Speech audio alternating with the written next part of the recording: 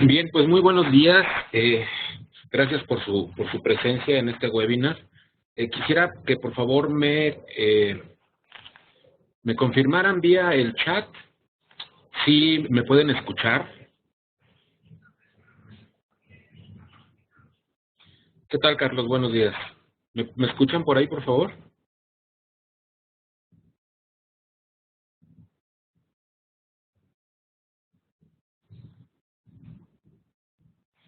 Perfecto. ¿Qué tal, Julián? ¿Cómo estás? Bien, pues les agradezco otra vez su presencia en este webinar de IPv6. Este webinar es, suponiendo que ustedes atendieron el webinar de IPv6 pasado, que por cierto, pues ya tiene un poquito de tiempo. Este webinar el día de hoy, pues lo tuvimos que postergar por cuestiones del trabajo, pero bueno, ya estamos aquí, ¿no? Recuerden que en el webinar de IPv6 anterior, pues hablamos un poco acerca de las direcciones, de los tipos de direcciones de IPv6 y, bueno, lo relacionado en general con la estructura, el tamaño, etcétera, ¿no? Entonces, yo preparé este segundo webinar de IPv6 en donde ya estamos aterrizando todo lo que entendimos en el webinar anterior. Si ustedes no pudieron atender ese webinar, pues les pido que busquen en las grabaciones el archivo de la grabación que puse, pues lo pueden buscar, por ejemplo, en mi canal de YouTube. Búsquenme como Rolando Vallejo en YouTube y ahí está el webinar de IPv6 de la sesión pasada. En ese webinar, pues lo que hicimos fue ver los tipos de direcciones IPv6 y cómo asignarlas en las interfaces. En este caso, en el caso de este webinar del día de hoy, lo que vamos a ver es cómo implementar IPv6, pero ya en rutas estáticas, en enrutamiento con OSPF, en enrutamiento con EIGRP, en DHCP y en las listas de control de acceso. Les recuerdo que este webinar también está siendo grabado para que también puedan consultarlo posteriormente y, bueno, pues una vez que terminemos el webinar les voy a hacer llegar la dirección de donde va a quedar esta grabación. Entonces vamos a explorar rápidamente estos 5 puntos acerca de IPv6. Primero, rutas estáticas. En cuanto a las rutas estáticas se refiere, pues podemos decir que es una cosa muy similar a lo que tenemos en IPv4. Tanto en IPv4 como en IPv6 existen rutas estáticas estándar, que pues son rutas que yo configuro para poder llegar de una red a otra, ¿sí? Y esa ruta estática estándar lleva como destino una red normalita con su máscara, ¿ok? También tenemos rutas estáticas predeterminadas, el manejo de las rutas por defecto, las rutas QAT0. IP route 00000000, espacio, la dirección, la interfase de salida o la dirección IP del siguiente salto. En IPv6 existen exactamente las mismas, el mismo tipo de direcciones. También hay rutas por defecto en IPv6, desde luego. Tenemos rutas estáticas sumarizadas, en donde a lo mejor en el destino tenemos 2 o 3 redes, y lo que hacemos es poner una sola ruta estática para poder llegar a esas 2 redes o 3, o 4 o 10 las que sean, pero mediante una sola ruta, ¿no? Una ruta que sumarice las 10 subredes a las cuales quiero yo alcanzar. Igual, como existen en IPv4, también existen este tipo de rutas en IPv6. Y tenemos las rutas estáticas flotantes, que igual que en IPv4, pues nos sirven para dar una segunda opción o una tercera opción a un enrutamiento que tú podrías estar usando un camino para llegar a un destino y cuando ese camino se cae, una ruta estática flotante puede entrar como segunda opción para llegar a ese destino. Entonces, igual, como existen en IPv4, estas rutas flotantes también existen en IPv6. Ok, entonces vamos a ver esta ruta, que es, digamos, una ruta estática. Estoy tratando de ver dónde ubico este cuadrito para que no me estorbe. Una ruta estática con conexión directa. ¿A qué nos referimos con conexión directa? Nos referimos a una ruta estática que al final, recuerden que la estructura de una ruta estática es el comando IP route o IPv6 route, dependiendo si es para IPv4 o para IPv6, la red de destino a la que quiero llegar, la máscara a la que quiero llegar, y luego al final el argumento que tengo hasta acá, en rojo, es la interfase por la cual tengo que mandar los paquetes para llegar a esa red de destino. ¿Ok? En este caso, puede ponerse, en lugar del nombre de la interfaz que voy a usar para salir, también puede ponerse la dirección IP del siguiente salto. ¿Ok? Pero si se pone el nombre de la interfaz, propia, local, mía, entonces estamos hablando de una ruta de conexión directa. Esas rutas quedan con una distancia administrativa de 0 en la tabla de enrutamiento. Aquí en este caso dice 1, pero quedan como, está mal. En realidad esto que está aquí está mal, porque aquí debería decir 0. Porque deberían de estar como directamente conectadas. ¿Ok? Sin embargo, aquí lo que estamos haciendo, digamos que estamos en el router branch 1, lo que estamos haciendo es poner una ruta que nos permita llegar a la red 2001.db8.2.1, que está acá, yéndome por la serial 001 que está aquí, es esta. ¿Ok? Entonces, lo que estoy haciendo con estas dos rutas estáticas es decirle al router branch 1 cómo llegar a la red 2001.db8.2 y con la siguiente línea estoy diciéndole cómo llegar a la red 2001.db8.3. Son dos diferentes redes a las cuales yo puedo alcanzar mediante mi interfase serial 001. Noten que estas rutas que yo metí de manera manual se encuentran en la tabla de enrutamiento. La tabla de enrutamiento, desde luego, la puedo ver con Show IPv6 Route. ¿Ok? Entonces, esas dos redes ya están aquí, en la tabla de enrutamiento. Y noten...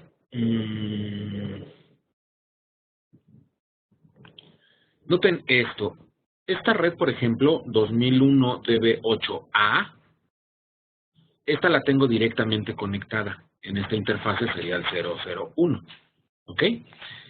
En este caso, esta A2, doble colon 2, máscara 127, hace referencia a esta red. Esta red. Y este DB8A A3, diagonal 128, y con una L, hace referencia a la dirección que tengo en la interfaz. ¿Ok? Fíjense, resumiendo un poquito, Branch 1 y Branch 2 están siendo conectados mediante una red. Esa red es la A2 con máscara diagonal 127. Con esa máscara solamente puedo tener dos direcciones, la 2 y la 3. ¿Ok? Y lo que estoy viendo aquí en este renglón con la C es la red directamente conectada, que es 2 diagonal 127. Pero con la L lo que estoy viendo es la dirección de mi interfase, la dirección que tengo directamente asignada en la serial 001. ¿Ok? Muy bien.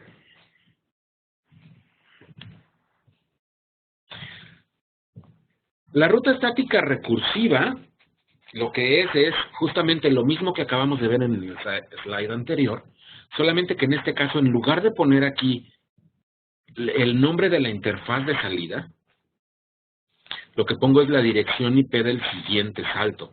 Noten, yo tengo la dirección A3 aquí, y la del siguiente salto que está acá es la A2. ¿Ok? Entonces, lo que estoy poniendo aquí es por dónde me voy, pero estoy especificando la dirección IP del siguiente salto. A este tipo de ruta. Y bueno, noten que las redes de destino es exactamente la misma. La 2, doble colon 1 y la 3, doble colon 1. Es exactamente lo mismo. Solamente que aquí en lugar de poner el nombre de mi interfase puse la dirección IP del siguiente salto, que es esta de aquí. Igualito que en IPv4, ¿no? Y entonces aquí tengo ya la distancia administrativa debe de ser de 1, aquí en este caso, y tengo ya mis dos redes, la 2 y la 3, yéndome vía la dirección IP del siguiente salto. ¿Ok? Es enteramente igual que, que la lámina anterior, solamente que en este caso es con la dirección IP del siguiente salto.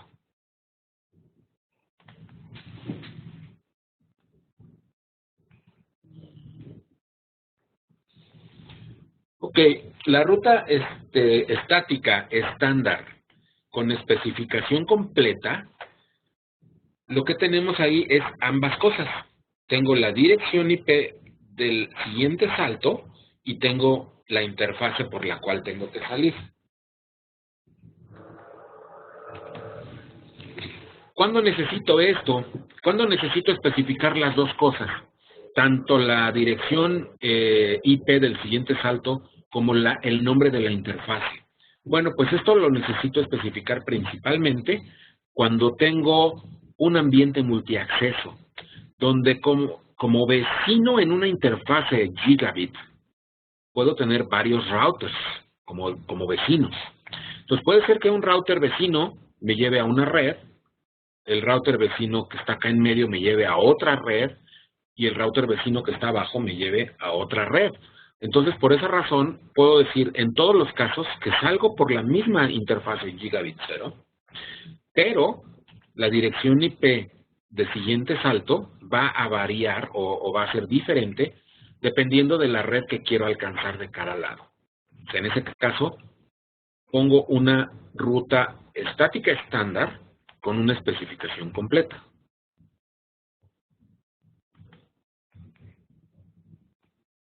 ¿Ok? Y bueno, igual que en IPv4 tenemos rutas por defecto. Las rutas por defecto, recuerden que es IP route 0000, espacio 0000, espacio igual, nombre de la interfase o dirección de siguiente salto, ¿no? En IPv6 es igual, exactamente lo mismo, funciona para lo mismo y lo puedo especificar de las dos formas. Lo puedo especificar con el nombre de la interfase de salida o la dirección IP del siguiente salto, o ambas cosas, el nombre de la interfase y la dirección IP del siguiente salto. ¿Okay? Noten que el quad 0, en vez de poner 8 ceros como lo hacemos en IPv4, aquí en en este caso solamente ponemos doble colon, diagonal 0. Esto es equivalente a poner 0000, espacio 0000. ¿Ok?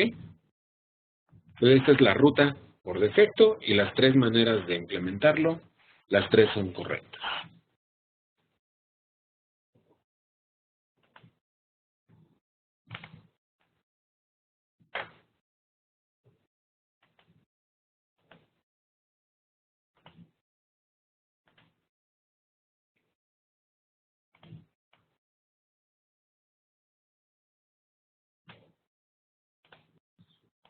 Ok. Bien, una ruta estática sumarizada es algo muy similar a lo que acabamos de explicar con las rutas estáticas por defecto. Solamente que en este caso lo que estamos sumarizando son solamente algunas redes, no todo Internet. ¿Ok? Entonces, fíjense, en este caso, en este router branch 1, lo que queremos es, en lugar de poner dos rutas estáticas, una que me lleva hacia acá y otra que me lleva hacia la red 3 de abajo, dado que voy a salir por la misma interfase, pues pudiera yo poner una sola ruta que sumarice ambas, y también aprovechando que estas dos son contiguas, ¿no? Entonces, fíjense, yo pongo en modo binario este ecteto, este que es el 3 y este que es el 2, y los comparo. El 3 y el 2 en este caso coinciden hasta aquí. Estos, digamos que serían los bits que diferencian una dirección de la otra, ¿no?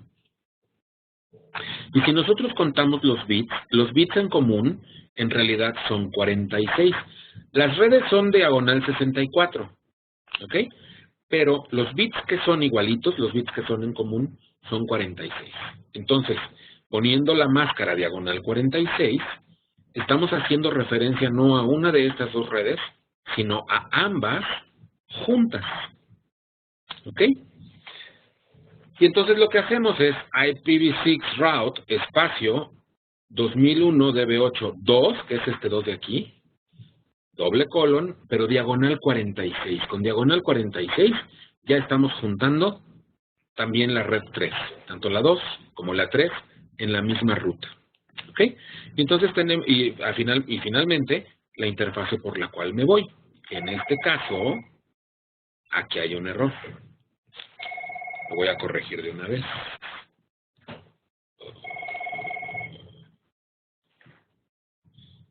En realidad es la interfase serial 001.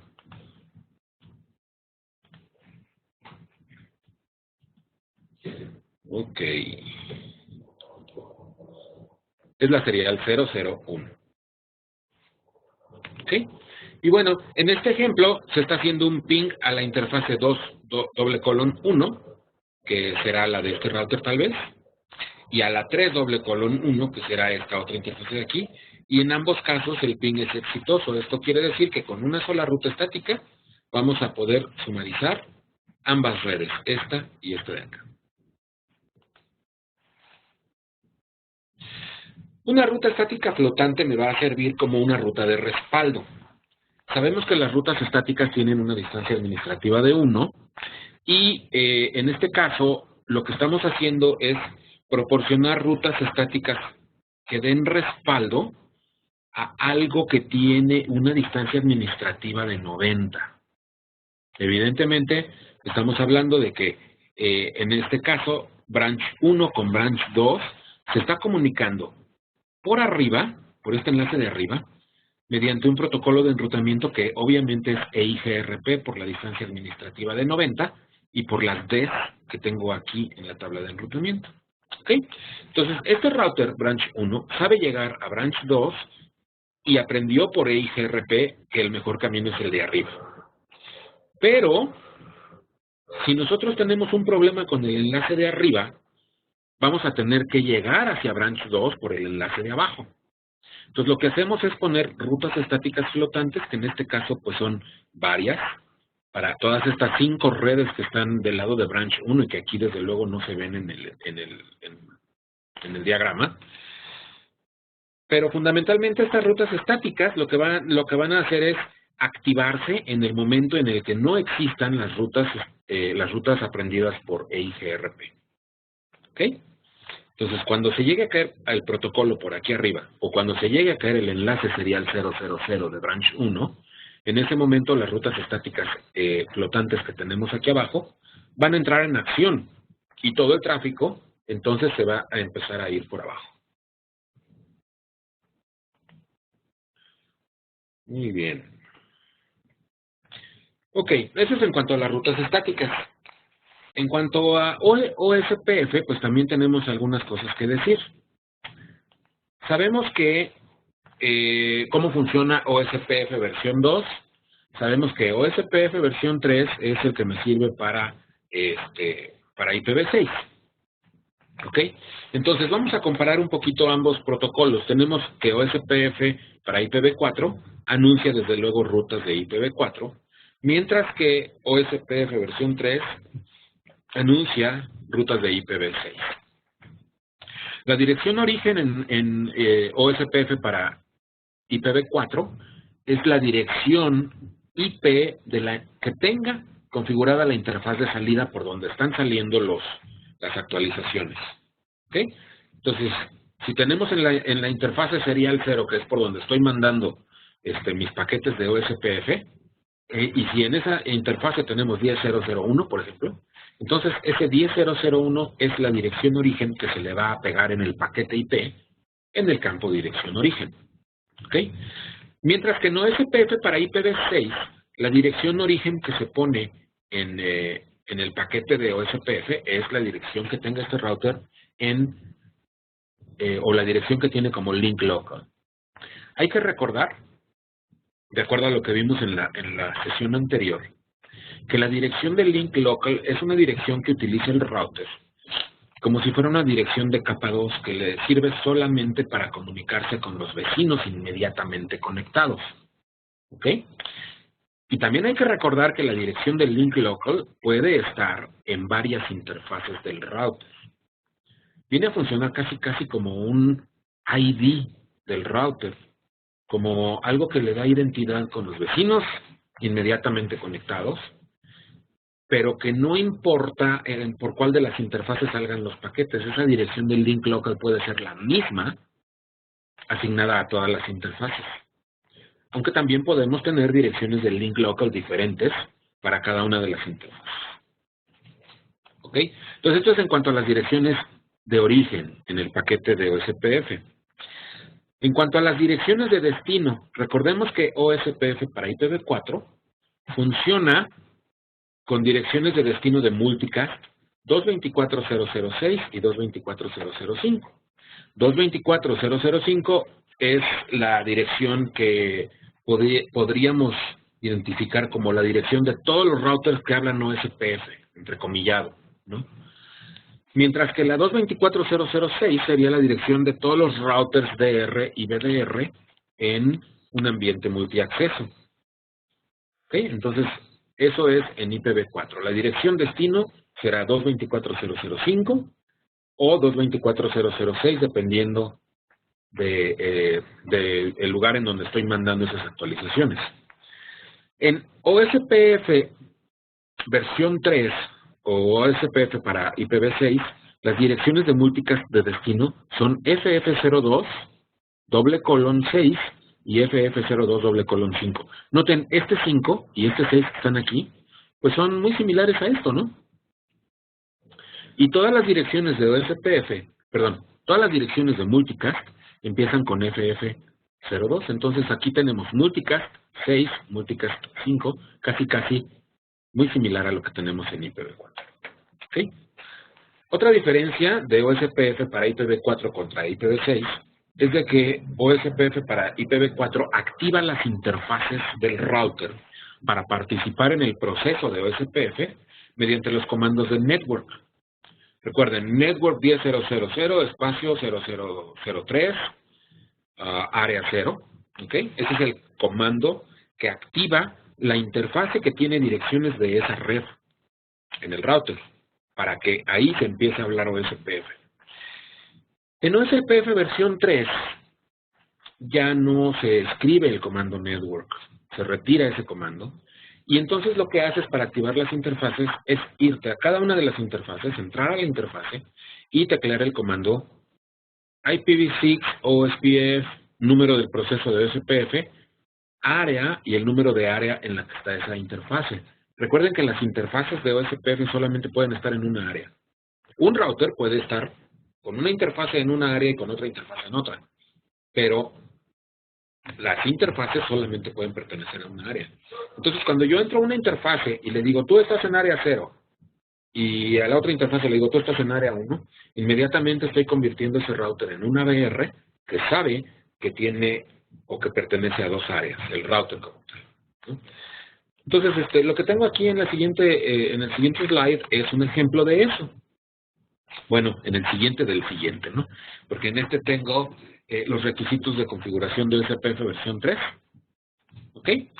A diferencia de IPv4, en donde el routing o el enrutamiento de IPv4 ya está configurado por defecto y ya está corriendo por defecto, el routing o el enrutamiento o el proceso de enrutamiento de IPv6 no está activado por default en los routers. Entonces, si yo quiero que un router me enrute direcciones de IPv6, tengo que activar el proceso de IPv6 Unicast Routing. Después, habilito OSPF versión 3 de manera global en el router, o más bien de manera de configuración de router, y después voy a las interfaces que quiero que hablen OSPF, y ahí activo también OSPF. Y como parte adicional y opcional, al final puedo configurar mis interfaces pasivas para que pues deje de enviar hellos en esas interfaces en las que yo quiera que no hablen OSPF, ¿no? Y entonces ahora sí, un ejemplo del enrutamiento de OSPF. Vean, estoy en el router branch 2, que es este. ¿Ok?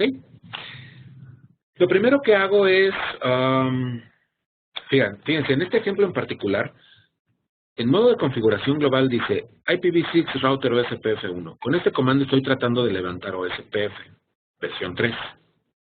Pero el router me contesta, IPv6 routing not enabled. No está habilitado el enrutamiento de IPv6. Entonces vengo en modo de configuración global y tecleo IPv6 Unicast Routing. Este comando lo tengo que hacer, sea OSPF, sea rutas estáticas, sea XRP o sea lo que sea. Si yo quiero enrutar IPv6, tengo que teclear este comando en modo de configuración global, que es lo que les decía que no está habilitado por defecto en los routers. No today, hoy no. Tal vez dentro de unos años ya por defecto esté habilitado el enrutamiento de IPv6. Debe ser, en algún momento. Como ahora está habilitado IPv4 por defecto. Ok, después de ese comando, vuelvo a teclear IPv6 Router o OSPF1, y entonces ahora sí, el proceso de OSPF arranca, ¿no? Pero el router me manda un mensaje de error, o más bien un warning, diciendo, en OSPF proceso 1, no pude encontrar un router ID. Así que por favor configúrame uno manualmente. Y entonces tecleo el comando router ID 2222. Esta parte quiero compararla contra OSPF versión 2. En OSPF versión 2, el router asigna un router ID para OSPF de manera automática. Yo tengo la opción de teclear el comando router ID en OSPF para IPv4. Pero si no lo hago, entonces el router va a elegir de sus interfaces del loopback el número IP más grande. Y ese lo va a usar como router ID. Y si no tengo interfaces del loopback, va a buscar entre todas sus interfaces físicas y va a escoger la dirección IP más grande para usar ese número como router ID. ¿Ok? En OSPF versión 3 o IPv6, la asignación de un router ID no es automática. No va a funcionar OSPF si no le pongo manualmente el router ID. Entonces, este comando es obligatorio en OSPF versión 3, en conclusión. Número 1. Y número 2, este comando utiliza direcciones IPv4. A pesar de que estamos hablando de OSPF IPv6, el router ID se escribe en IPv4. ¿Por qué? Pues simple y sencillamente porque el campo router ID es de 32 bits, no de 128. Entonces el router ID se tiene que especificar con direcciones IPv4, aun cuando tú no tengas IPv4 implementado en tu red, aunque en tu red solamente esté IPv6. ¿Ok? Entonces, bueno, eso es algo importante que se debe de saber acerca de la configuración de OSPF. Y una vez que hice eso, que fue habilitar de manera global IPv6, ahora lo que tengo que hacer es ir a las interfaces y decirle, tu interfase sí vas a hablar OSPF, ¿ok? Entonces en este ejemplo, estoy entrando a la interfase serial 001, que es esta de aquí, de branch 2, y tecleo el comando IPv6 OSPF1, que es el número de proceso que puse en la lámina anterior, y luego tu interfase serial 0, diagonal 0, diagonal 1, vas a estar en área 0, ¿ok? Entonces la sintaxis es así, IPv6, OSPF1, área 0. Y aquí creo que no hay un espacio entre el 1 y la palabra área, pero debe de llevar un espacio. Ok, y entonces aquí ya estamos viendo el proceso de configuración un poquito más completo y en una sola lámina. Y tenemos entonces IPv6 router OSPF1, habilito el proceso, asigno un router ID, entro a la interfase serial 001 y le doy IPv6 OSPF1, área 1. Esta área, o más bien esta interfase va a estar en el área 1. Interface gigabit 0, diagonal 0, que es esta, IPv6 OSPF1 área 0. Este router lo estoy configurando como un router de frontera. Hacia el lado derecho está el área 0 y hacia el lado izquierdo está el área 1. Inmediatamente me contesta el router diciendo, ok, hay un cambio de adyacencia, adjacency change. En el proceso número 1 hay un neighbor, hay un vecino 1111 en la serial 001. Ya reconoció a este vecino. ¿Ok? Incluso su vecindad ya está completa. Cuando veamos la palabra full, es de que ya la vecindad está completa y ya ellos pueden hacer intercambio de información. Ok, y bueno, tengo los comandos de verificación de IPv6, perdón, de OSPF en IPv6. Tengo Show IPv6 OSPF Neighbor. Esto es para verificar los vecinos que ya formé en IPv6, ¿no? Show IPv6 OSPF Database es para verificar la base de datos topológica, para de alguna manera conocer todas las redes a las que he aprendido a llegar mediante OSPF. Show IPv6 Route es el comando que me permite ver la tabla de enrutamiento y ahí puedo desde luego verificar todas las redes aprendidas por OSPF. Y Show IPv6 Protocols que me permite ver pues todos los parámetros que están funcionando con OSPF.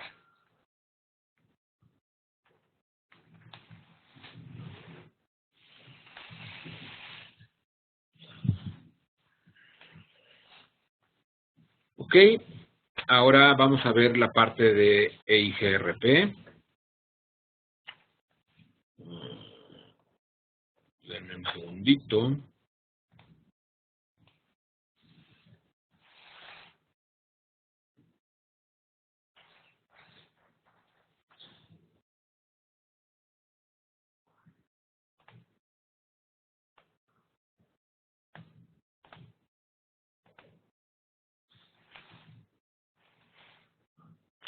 Ok, en EIGRP la situación es muy similar a OSPF.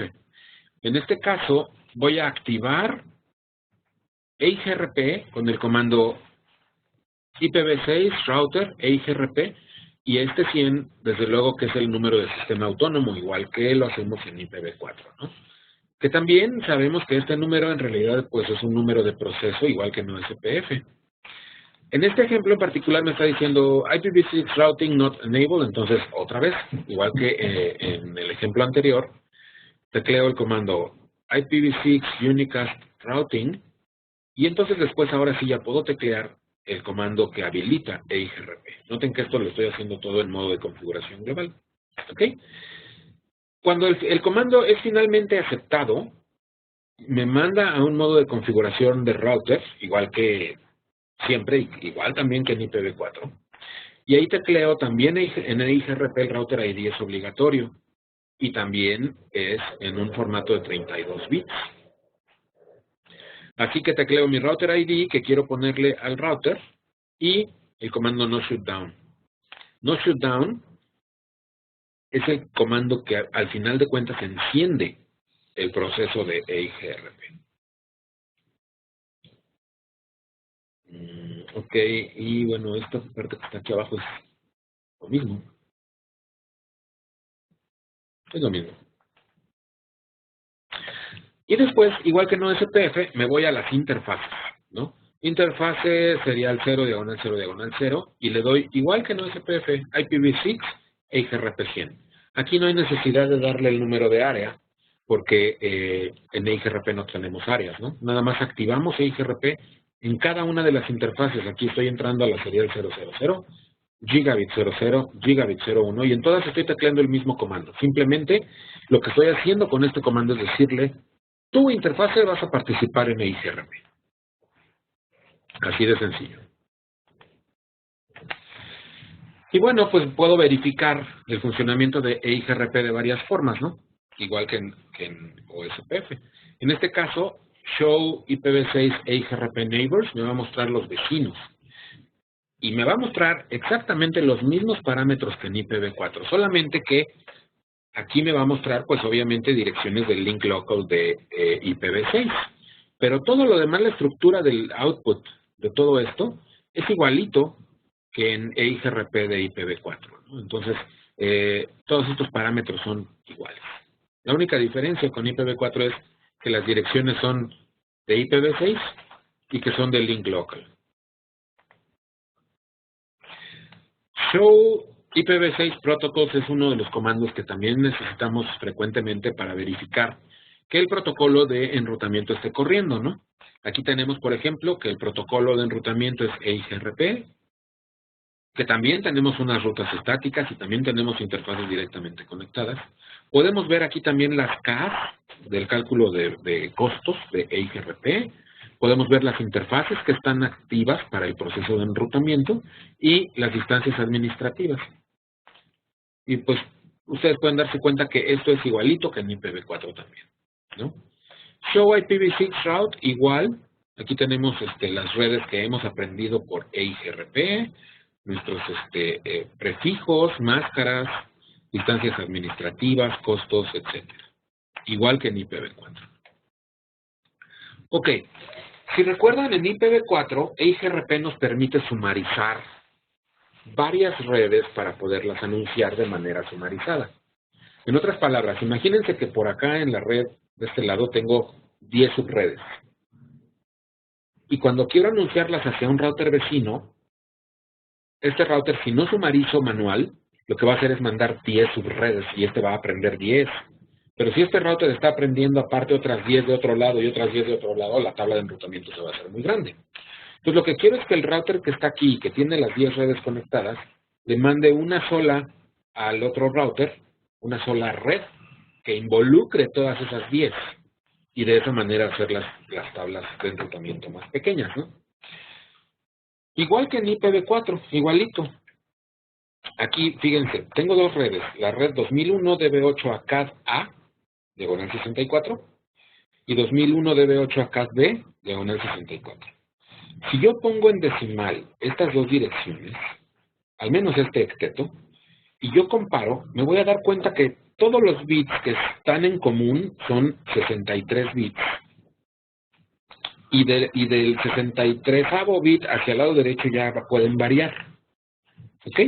Entonces, si yo pongo la dirección 2001 DB8 a CAD-A, que es esta, pero con una máscara diagonal 63, lo que estoy haciendo es supernetear hacia la izquierda un bit.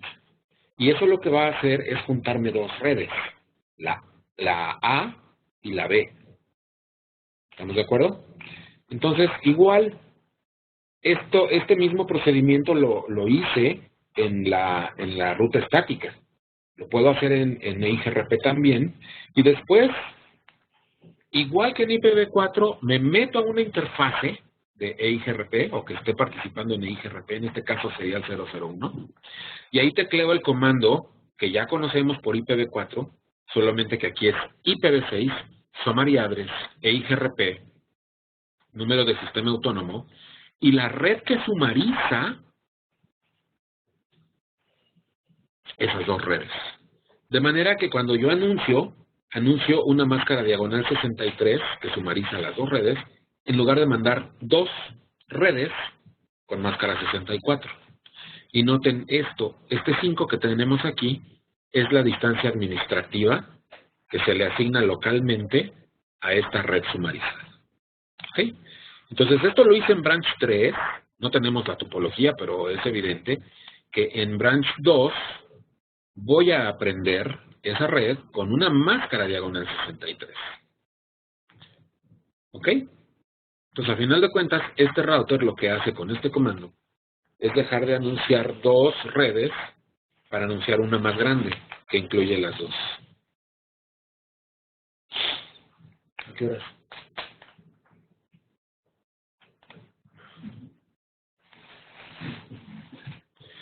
Ok, la ruta por defecto en EIGRP funciona exactamente igual que en IPv4, igualito.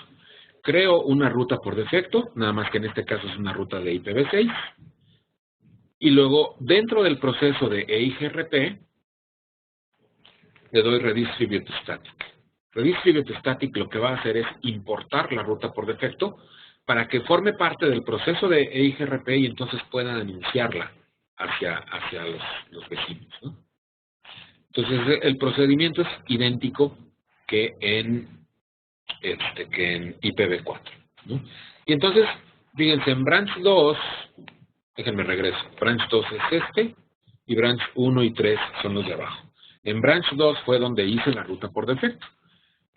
En branch 2 me va a aparecer como ruta estática, la quad 0, y en branch 1 se va a aprender esa ruta estática como externa. ¿Por qué como externa? Pues porque fue importada hacia OSPF de un proceso externo. de una ruta estática. Se importó hacia OSPF, perdón, hacia EIGRP, se anunció por EIGRP y los vecinos la prenden como una ruta importada. ¿Okay? Sin embargo, pues ya tienen un camino por defecto para sacar todos aquellos paquetes que no sepan por dónde mandar.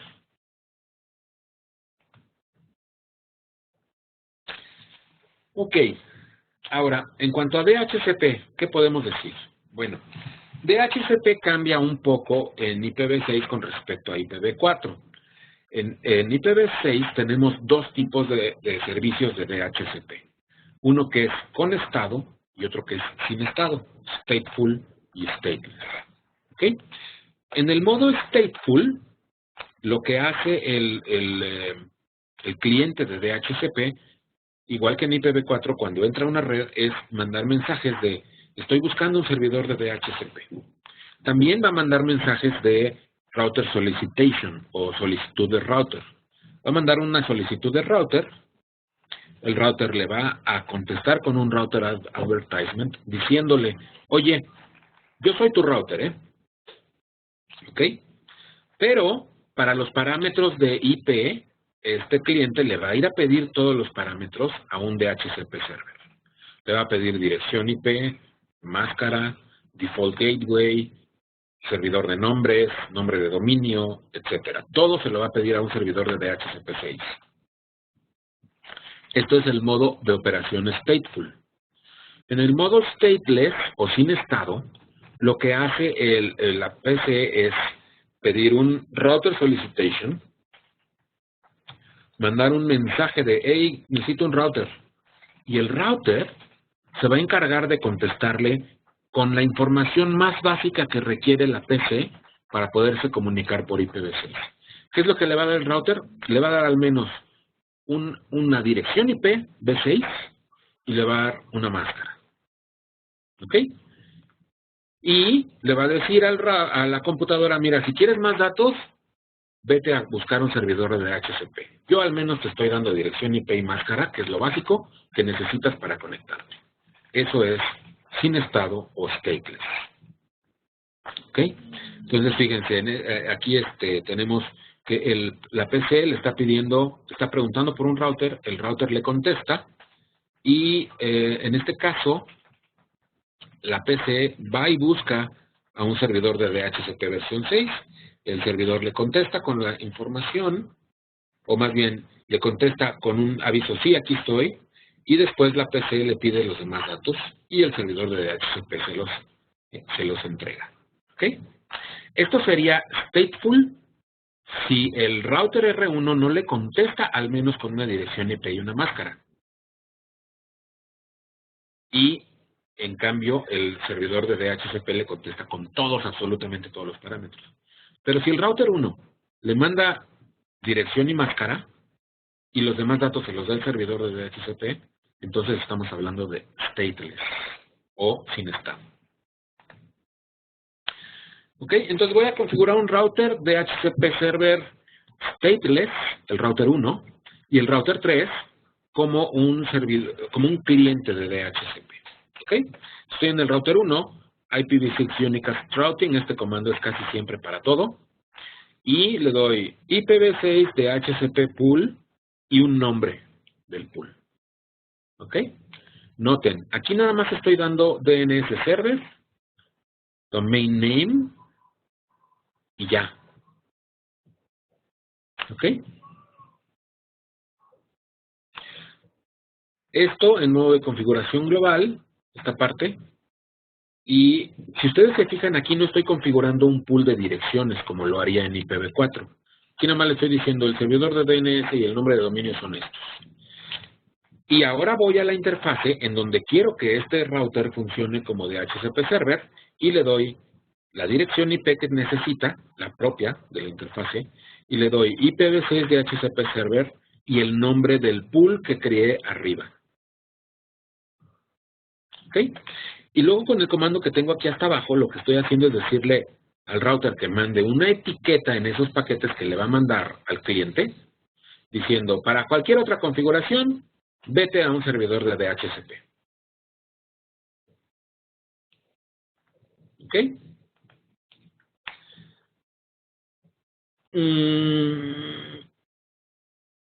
Ok, ahora recuerden también que en IPv4 existe una configuración de DHCP que tiene que ver con la cantidad de saltos que puede llegar a dar un paquete, una solicitud de DHCP server. Recuerden que los routers por defecto se comportan como firewalls de broadcast, es decir, no dejan pasar los broadcasts. Y DHCP funciona con broadcast. Entonces en IPv4 tenemos una forma que se conoce como DHCP Relay, en donde el router que recibe los broadcasts convierte esos broadcasts en unicast para mandarlos a algún otro lugar. Y entonces, a ver, denme un segundito, por favor.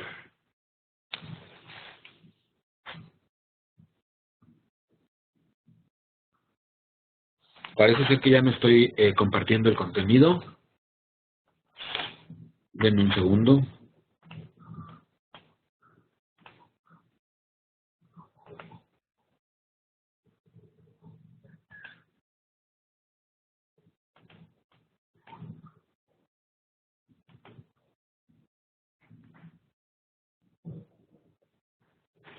Ya, no sé qué había pasado, creo que se había ido la señal. Ok, entonces les estaba yo diciendo que en DHCP versión 4, si yo quiero que mi servidor de DHCP esté más allá de un salto de router, tengo que configurar la funcionalidad de DHCP Relay, en donde el router que recibe los broadcasts de solicitud de DHCP server convierte esos broadcasts en unicast que pueden ir varios saltos más allá buscando un servidor de DHCP para que ese servidor nos entregue la dirección IP, ¿no? Entonces, ahí en IPv4 lo que hacíamos era teclear en la interfase que recibe los broadcasts IP helper address y la dirección IP de unicast del servidor de DHCP de destino. En IPv6 lo hacemos pero con el comando en la interfase también que recibe los broadcasts, lo hacemos con el comando IPv6 DHCP relay destination y la dirección IP de unicast del servidor de DHCP. Noten esta dirección que tenemos aquí, café 16, es la que tenemos aquí abajo para el servidor de DHCP. ¿Ok? Entonces esa es la parte de relay. Ok, por último, las listas de control de acceso de IPv6. Las listas de control de acceso en IPv6 también son similares a las listas de control de acceso de IPv4. Solamente que en IPv6 no tenemos direcciones, no tenemos listas de control de acceso extendidas, no tenemos estándar. Solamente tenemos equivalentes a extendidas de IPv4 y no son numeradas como en IPv4. En IPv6 las listas de control de acceso son solamente nombradas. ¿Ok? En IPv4 las listas de control de acceso se aplican con el comando IP Access Group en la interfase. Se crean en modo de configuración global, pero se aplican con el comando IP Access Group en las interfaces. En IPv6 el comando que se utiliza es IPv6 Traffic Filter. Y otra diferencia es que en IPv6 no utilizamos wildcards para definir los rangos de las interfaces. En IPv6 solamente utilizamos los prefijos. ¿Ok? Entonces aquí tenemos un ejemplo de una lista de control de acceso. Fíjense. Este primer comando en modo de configuración global, comando IPv6 Access List no Telnet, estamos creando una lista de control de acceso de IPv6 que se llama no Telnet. Esa lista de control de acceso va a permitir todas las comunicaciones de TCP, puerto 23, o en otras palabras, Telnet, del host, de este host, 2001 DB8 CC1, hacia cualquier destino. ¿Ok?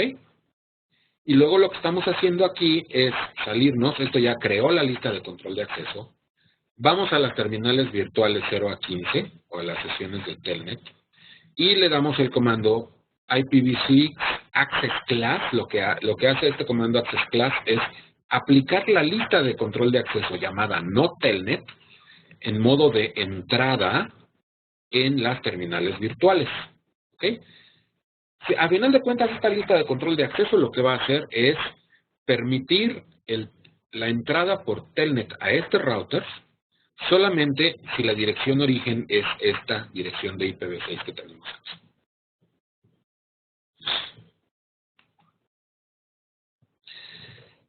Y bueno, aquí tenemos otro ejemplo en donde estamos creando en la primera línea una lista de control de acceso llamada deny-www-ftp. Así se va a llamar la lista. ¿Ok? El remark lo que hace es meter un comentario. Este comentario es deniega www y ftp. Desde el R1, desde la LAN de R1 hacia el web server. ¿Ok? Entonces dice, deniega TCP, www, deniega TCP, FTP, deniega TCP, www y deniega TCP, FTP. ¿Pero de dónde a dónde? Desde la red 2001-DB8CC1E1 y 2001-DB8CC1-2. Es decir, específicamente estoy denegando el origen de este E1 que está aquí, este host E1 y este host E2, específicamente cuando el destino sea el servidor 1EA que está aquí. 1EA. De hecho, no es un servidor. No es un servidor, sino que es una red, ¿no? La 1EA es una red. En resumen, estamos diciendo que cuando el origen sea alguno de estos dos hosts y el destino sea alguna de estos dos servers, no se les permita ninguna comunicación www ni FTP. Y luego, al final de cuentas, se permite todo lo demás con esta línea. Después vamos a la interfase serial 0 del router 1, que es esta de aquí, y aplicamos esa lista de control de acceso con el comando IPv6, traffic filter, deniega, o mejor dicho, el nombre de la lista de control de acceso como out. Esto es un error. Debería de ser como in. Ah, no. Perdón. Estamos en router 1, no en router 2. Entonces, todo el tráfico que vaya de salida en esta interfase va a ser verificado contra esta lista de control de acceso.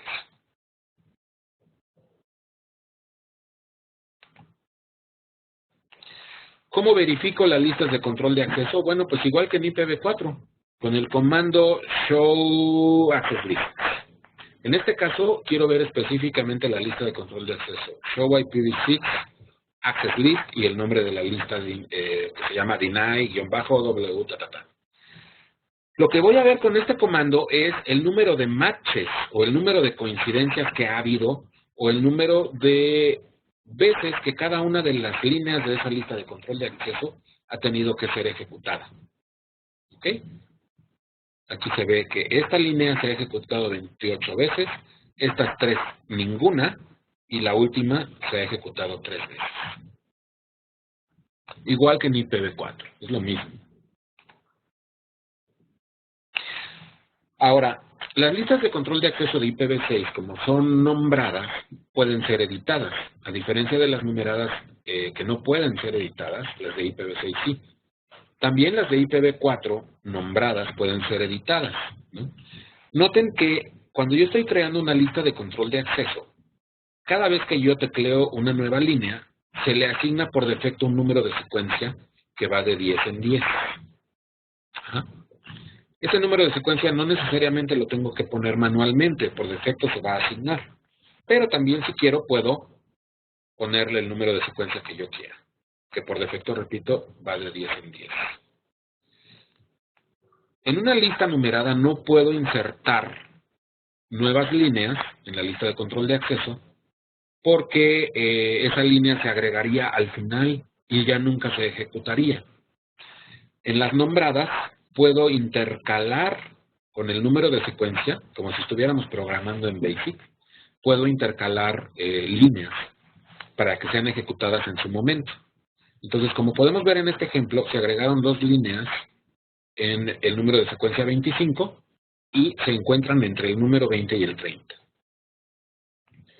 Pero otra vez, esto es idéntico en IPv4 con listas nombradas. Y bueno, pues con esto estamos terminando lo que es el contenido de este webinar. Quiero abrir el espacio para que ustedes tecleen sus preguntas en el panel de Q&A, en el panel de preguntas y respuestas. Si tienen preguntas, por favor, adelante. Voy a parar la grabación para que pues lo que sigue no se grabe.